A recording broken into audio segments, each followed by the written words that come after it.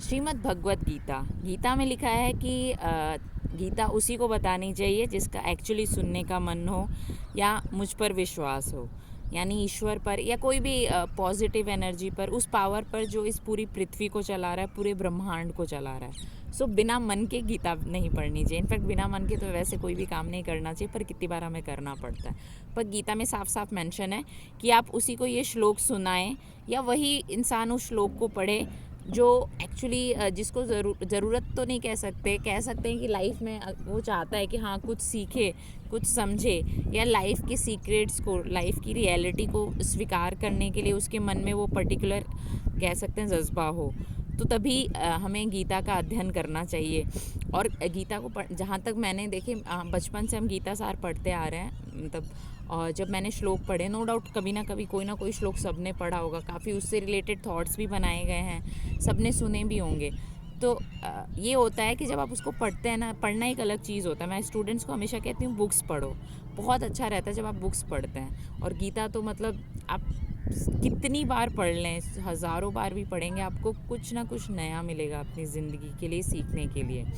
इससे मैंने मतलब सबसे पहले इसीलिए स्टार्ट, मुझे पता था मैं बहुत जो एक्चुअली गुस्सा बहुत ज़्यादा आता है, तो मैं कहा मुझे ना उसको थोड़ा कम करना है, ट्राई कर रही हूँ। मतलब वो एक्चुअली बचपन की आदत है, बट उसके लिए पता है आपको इम्प्रूव क्या करना है, ये भी पता होना चाहिए, अपने अंदर की कमियाँ पता होनी चाहिए। नो डाउट स्पेशलिटी भी पता होनी चाहिए ताकि आप खुश हों, और कमियां भी पता होनी चाहिए ताकि आप इम्प्रूव कर सकें और हर दिन कुछ नया सीख सकें। क्योंकि बिलीव मी, हम एक छोटे से तिनके से लेकर बहुत सारी बड़ी चीज़ें जो बड़े बड़े हैं यहाँ पे ब्रह्मांड में सब प्रेजेंट हैं, हम सीख सकते हैं। बस सीखने का वो पॉइंट होना चाहिए हमारे पास।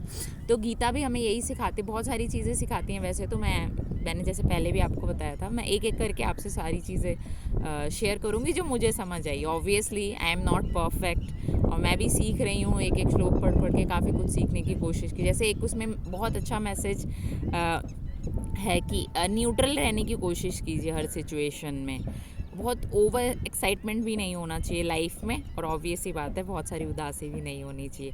हर इमोशन अपनी अपनी जगह बहुत ही मायने रखता है। आप बहुत ज़्यादा दुखी रहेंगे हमेशा, तो ऑब्वियस ही बात है एक टाइम के बाद ऐसा हो जाएगा ठीक है यार, है ना। तो दुख भी उतना इम्पॉर्टेंट है और खुशी भी उतनी इम्पॉर्टेंट है। खुशी की इम्पोर्टेंस तभी है जब लाइफ में पेन हो।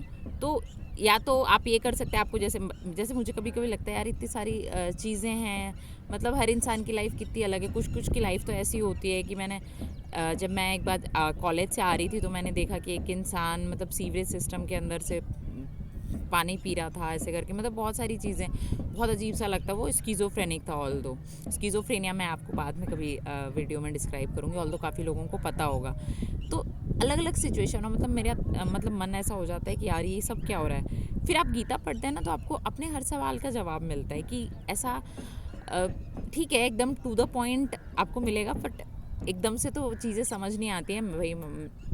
एटलीस्ट मैं तो उतनी विद्वान नहीं हूँ, मैं कह रही हूँ मैं कि सीख रही हूँ।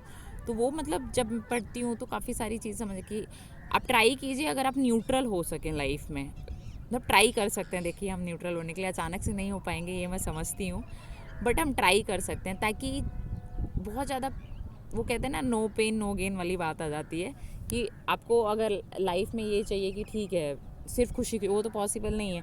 तो आप एक न्यूट्रल सिचुएशन माइंड में क्रिएट कर सकते हैं, जिसकी वजह से एटलीस्ट ये हो जाएगा कि एक काम, जैसे महात्मा बुद्ध जी को आपने पढ़ा होगा, उनकी मूवीज़ ऐसे देखी होंगी, तो कुछ उस तरह का माइंड एकदम शांत सा, पर्सनली मुझे बहुत पसंद है ऐसा एकदम उस तरह से। तो वो हम अपनी लाइफ में लेके आ सकते हैं।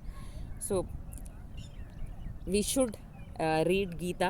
बच्चों को भी पढ़ाना शुरू करें। मैं स्टूडेंट्स को हमेशा बोलती हूँ कोई बात नहीं समझ नहीं आ रही, एटलीस्ट आप पढ़ो। सीरियसली पॉजिटिव वाइब्रेशन क्रिएट होगी कुछ इस तरह से। जैसे आप मंदिर में जाते हैं ना, भले या मंदिर के आसपास से गुजरते हो, तो बड़ी पॉजिटिविटी लगती है।